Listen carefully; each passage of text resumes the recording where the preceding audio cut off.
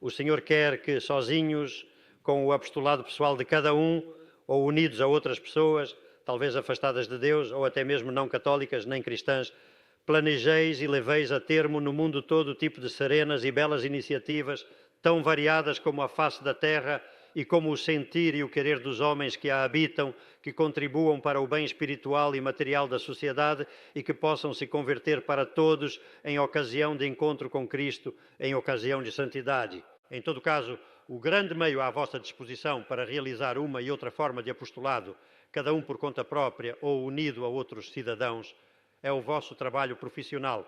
Por isso, tenho-vos repetido tantas vezes que a vocação profissional de cada um de nós é parte importante da vocação divina. Por isso também, o apostolado que a obra realiza no mundo será sempre atual, moderno, necessário, porque enquanto houver homens sobre a terra, haverá homens e mulheres que trabalhem, que tenham determinada profissão ou ofício intelectual ou manual, a que deverão santificar e que se servirão do seu trabalho para santificar-se e levar os demais a tratar a Deus com simplicidade.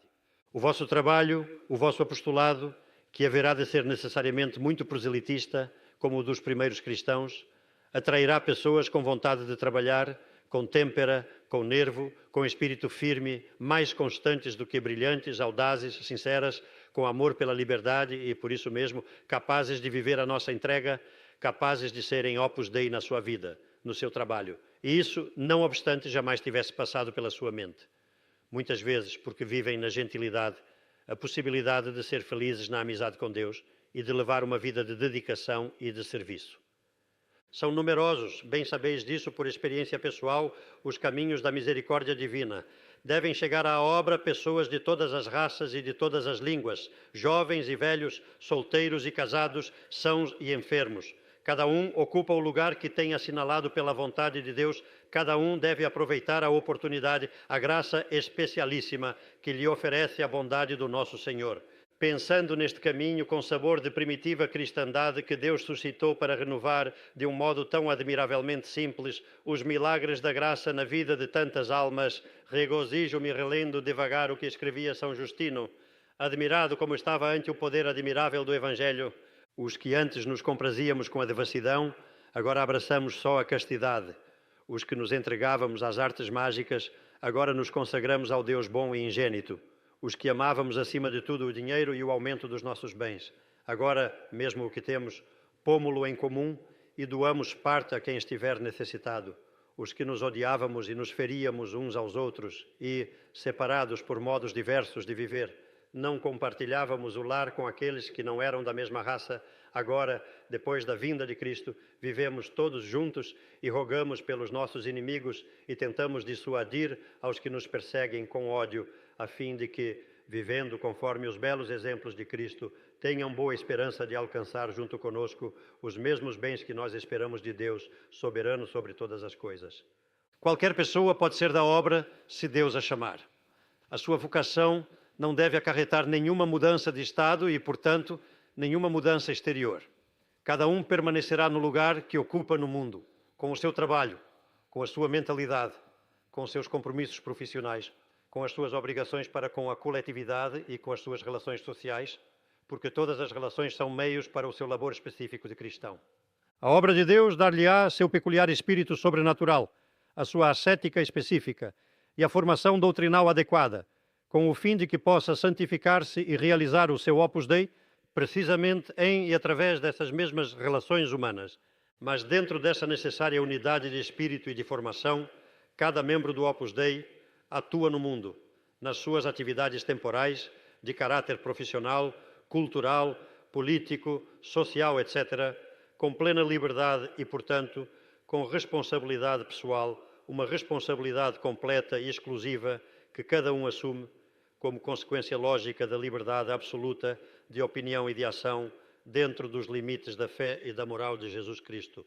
O fato teológico e apostólico da obra é, pois, tão peculiar e tão diverso de uma vocação religiosa e da condição de vida, que essa vocação traz consigo que certamente nenhuma pessoa que deseje ser admitida no Opus Dei teria pensado antes em entregar-se a Deus no estado religioso, nem em ir para o seminário.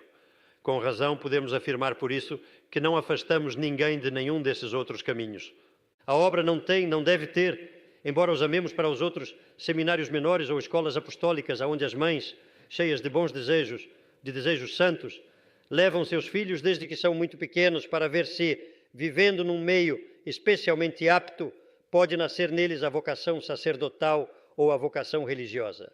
Os que pedem admissão à obra, como já têm idade mais do que suficiente, fazem-no com um conhecimento claro da entrega pessoal que supõe a chamada para o Opus Dei e da missão apostólica peculiar que hão de realizar.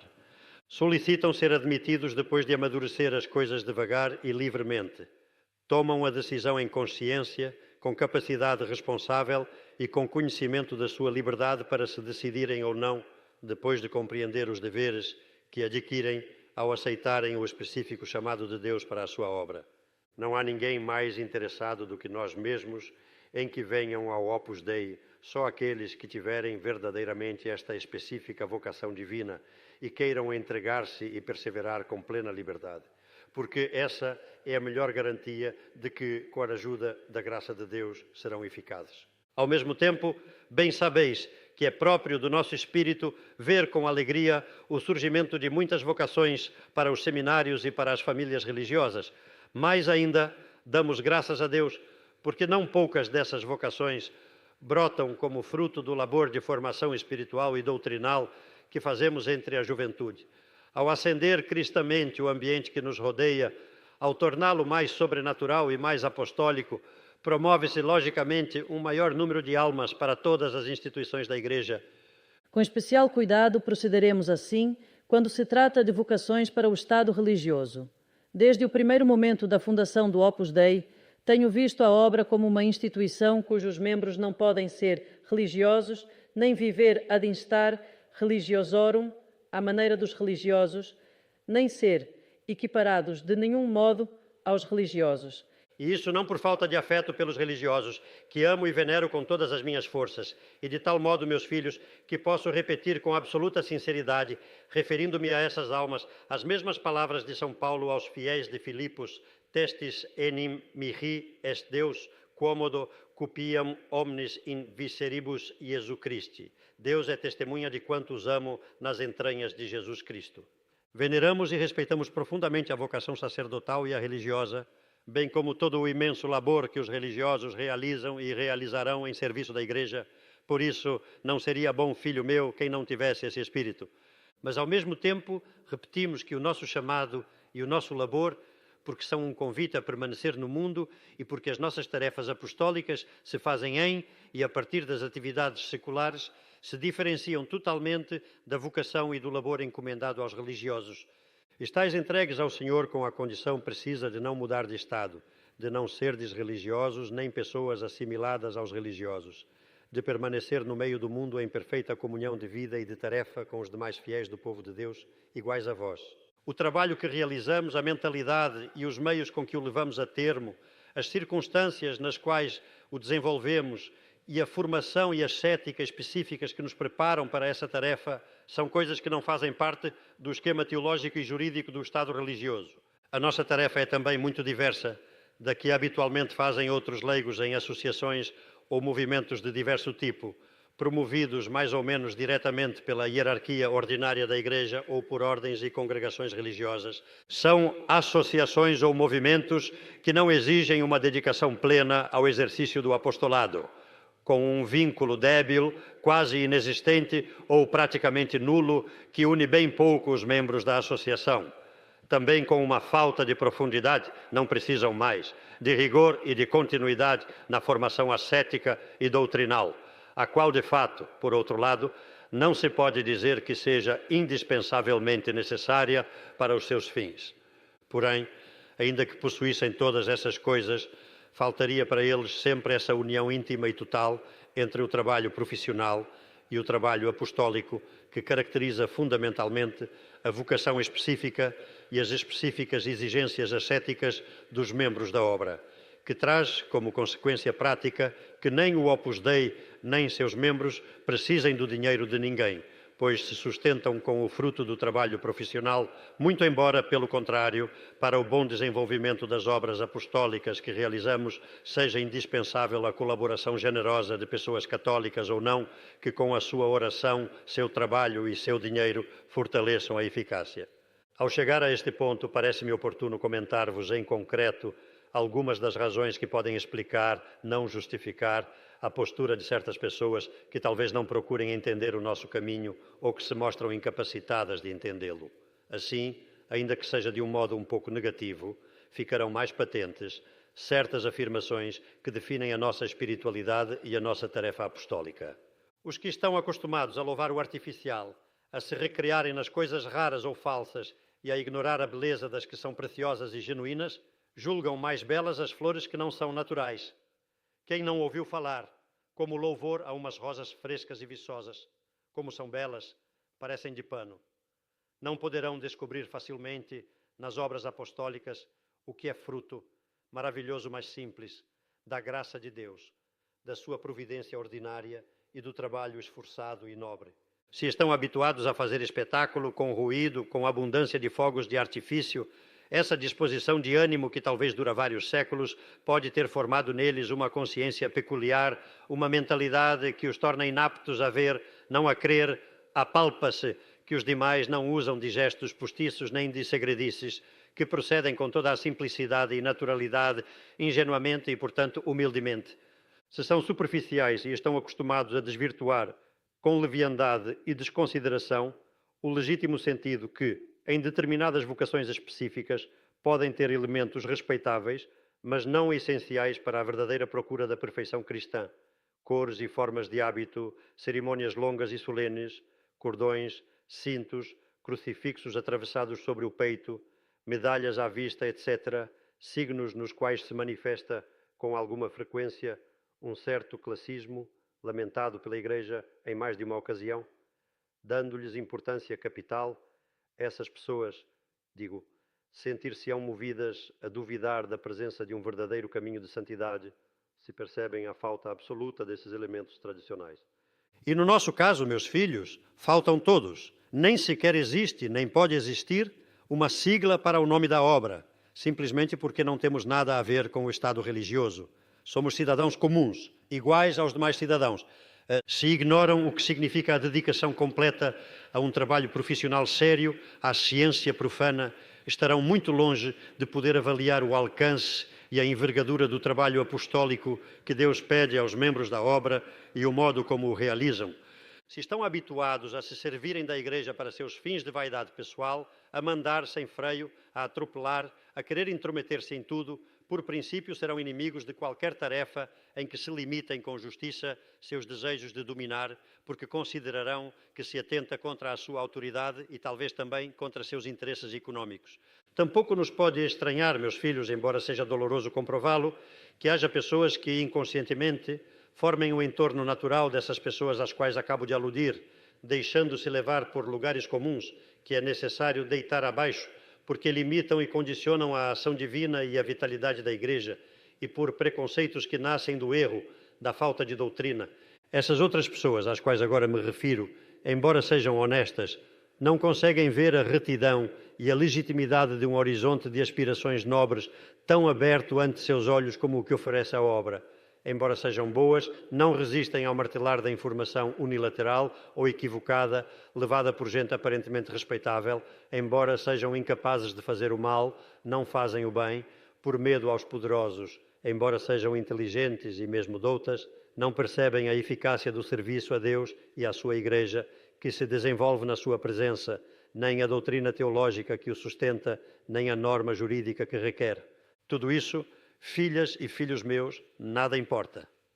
Se quis fazer um inciso para aludir a essas dificuldades, é apenas porque a sua consideração nos ajuda, por contraste, a perfilar melhor os traços característicos do nosso espírito.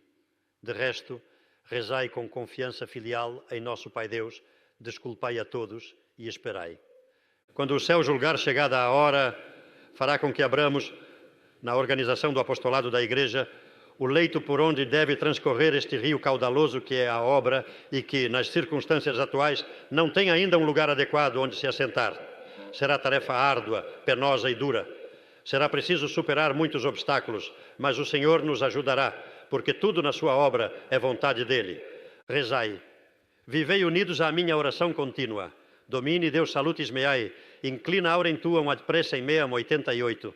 Dizei comigo, Senhor, Deus Salvador nosso, escuta a nossa oração, sem que nunca vos falte a convicção profunda de que as águas passarão através das montanhas. Intermedium montium per transibunt aquae. São palavras divinas, as águas passarão. Enquanto passa o tempo, fazei o propósito de praticar, como eu fiz, o convite que recebi há pouco em Burjassot, durante uns dias de pregação a um grupo de universitários, alguns já sois filhos meus, que se preparavam para melhorar a sua vida cristã. Sobre uma porta, reli com agrado uma inscrição que dizia: cada caminhante siga o seu caminho. Isto é o que nós devemos fazer, esforçar-nos cada vez com mais empenho para conhecer bem o caminho específico ao qual Deus Nosso Senhor nos trouxe e segui-lo fielmente. Ao nos aprofundarmos no conhecimento da nossa vocação, ao considerarmos o valor e as possibilidades deste nosso modo peculiar de levar a mensagem evangélica a todos os homens, salta aos olhos, filhas e filhos meus, que, sendo assim e trabalhando assim, a obra inteira equivale a uma grande catequese, feita de forma viva, simples e direta na entranha da sociedade civil. Verdadeiramente, este apostolado doutrinal está fazendo muita falta, até mesmo em grupos sociais e países de velha tradição cristã, onde a ignorância religiosa cresce de dia para dia. Bem se poderia dizer que o maior inimigo de Deus, porque se ama a Deus depois de conhecê-lo, é a ignorância, origem de tantos males e obstáculo grande para a salvação das almas. Aquilo que nos narra a Escritura, nem sequer ouvimos se há um Espírito Santo, é retrato ainda vivo da carência de doutrina clara na mente de muitos homens, de muitos cristãos, de pessoas pouco instruídas e de outros que têm fama de sábios nas ciências humanas, de homens com prestígio na sua profissão ou que desempenham tarefas de governo. E com a ignorância nasce a confusão, fomentada também com todos os meios de difusão oral e escrita, meios rápidos, capilares, pelos inimigos da Igreja ou por pessoas imprudentes através de iniciativas, expressões e costumes aparentemente inócuos, mas que contêm em si o erro ou levam ao erro. Da mesma forma como é esmola material a ajuda aos que estão doentes, aos que são pobres, a ajuda aos que têm pobreza de doutrina é também esmola. Esmola, caridade espiritual, que devemos distribuir oportunamente de mãos cheias. É preciso dar doutrina para afogar o mal em abundância de bem. A verdade não pode ser artigo de luxo 92. É necessário semear abundantemente entre os fiéis a boa doutrina, a doutrina segura, com a convicção de que o que propõe o magistério como verdade de fé permanecerá irremovível, deixando e ensinando a liberdade sobre o que é opinável. Semear, meus filhos, com clareza, sem ambiguidades, porque não podemos permitir que impere o ceticismo prático. A verdade é uma só. Com dom de línguas, costumo dizer, recordando com gozo a vinda do Espírito, que sabe acomodar-se sempre à condição, à capacidade e à formação de quem escuta, que é fruto do oportuno preparo de quem fala e do amor e da fé com que realiza essa tarefa apostólica. Ao desejo que tendes de melhorar continuamente a vossa formação, ao vosso afã de aprender, a obra corresponde proporcionando-vos, na medida e na forma que requerem as circunstâncias pessoais de cada um conhecimento exato do dogma e da moral, da Sagrada Escritura e da liturgia, da história e do direito da Igreja, de maneira que possais elevar mais facilmente ao plano sobrenatural os conhecimentos humanos e fazer deles instrumentos de apostolado. Mas deveis adquirir também o preparo profissional adequado. Cada um aquele que é próprio da sua ocupação na sociedade, do seu emprego público, intelectual ou manual, para poder realizar com eficácia esse apostolado da doutrina através das vossas atividades pessoais do vosso trabalho ordinário. Dificilmente poderá ser santificado o trabalho se não se faz com perfeição também humana. E, sem essa perfeição humana, dificilmente, para não dizer de modo algum, se poderá atingir o prestígio profissional, a cátedra da qual se ensine aos demais a santificar esse trabalho e a adaptar a vida às exigências da fé cristã. É preciso, portanto, utilizar todos os meios necessários para conseguir essa boa instrução profissional e para conseguir que se mantenha atualizada. Temos os mesmos direitos e as mesmas possibilidades que qualquer cidadão. Vamos aos centros docentes, públicos ou privados, que ofereçam as máximas garantias de procurar esse bom preparo cultural, tanto se é para um trabalho intelectual como para exercer um ofício manual. Aquele que puder ser sábio, não lhe perdoamos que não o seja, mas não é preciso nem necessário que todos o sejais. Pelo contrário, é necessário que todos os membros do Opus Dei sejam doutos, competentes na sua atividade profissional, com prestígio de retidão e de ciência ou arte entre seus colegas. Coepit, Jesus facere et docere, Jesus começou a fazer e a ensinar. É preciso ensinar, meus filhos, com o exemplo. As pessoas acreditarão na vossa doutrina quando vejam as vossas boas obras, o vosso modo de agir.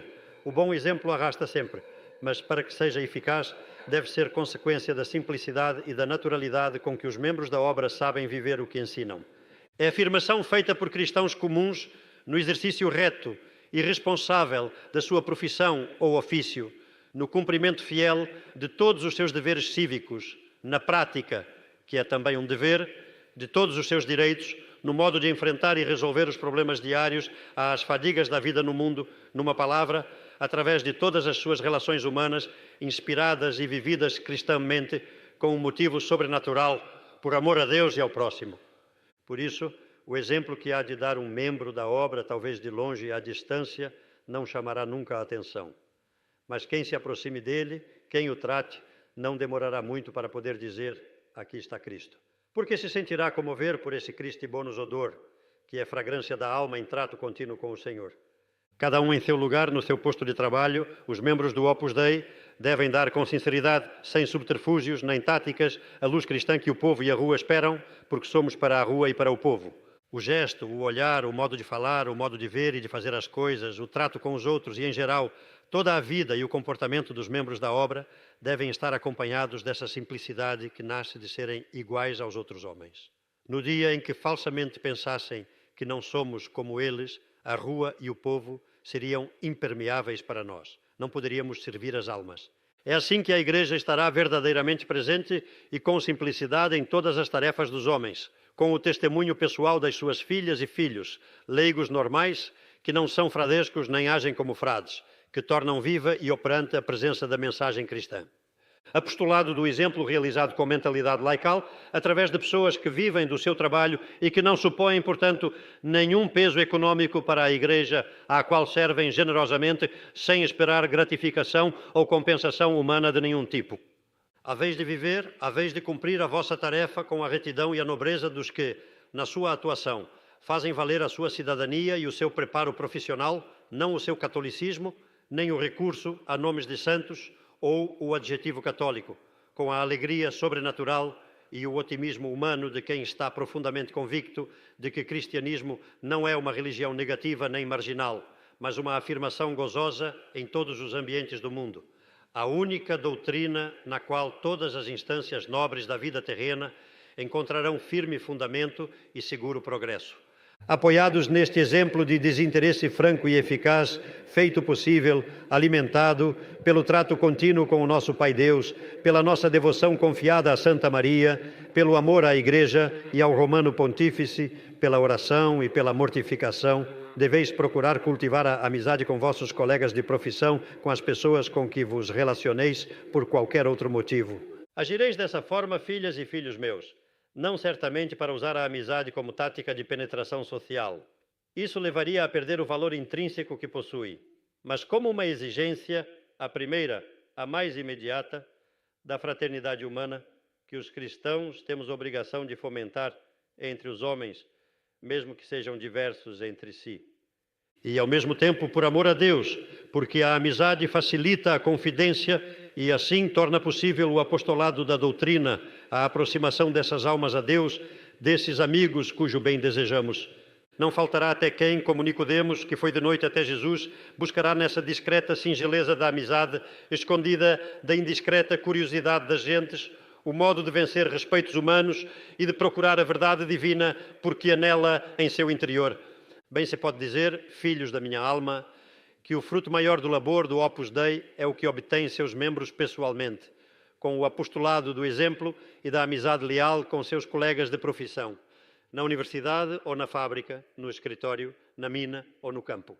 É um trabalho de irradiação, de exemplo e de doutrina, constante, humilde, silencioso, mas eficacíssimo, cujos frutos dificilmente podem refletir as estatísticas.